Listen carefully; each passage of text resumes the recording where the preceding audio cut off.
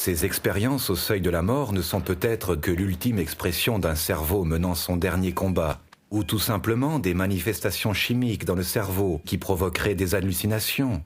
Certains psychiatres et neurologues évoquent de nombreuses hypothèses, comme la conséquence de l'anoxie du cerveau, c'est-à-dire la privation d'oxygène.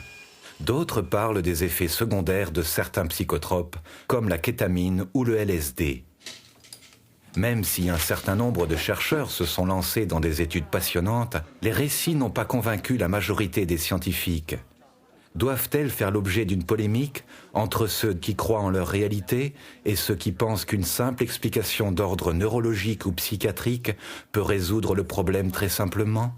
Ils ont reçu des anesthésiques, si jamais ils doivent être opérés.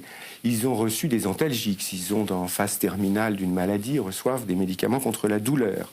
Ils reçoivent aussi des tas de psychotropes divers. Or, on sait que tous ces produits modifient considérablement la conscience. Pour moi, ça fait partie des illusions, des hallucinations, des sensations comme le déjà vu, le déjà vécu. Nous, à Alliance France, à l'intérieur du comité scientifique, on a bien évidemment examiné cette hypothèse de l'hallucination et selon nous, elle ne tient pas. Il y a des cas dans lesquels la personne voit ce qui se passe en dehors de l'hôpital, dans la pièce d'à côté, est capable d'entendre ce qui s'est dit plusieurs pièces plus loin, donc on n'a pas d'explication pour ça. Il faut ajouter que les neurosciences sensorielles ou cognitives n'ont pas encore des explications très convaincantes non plus.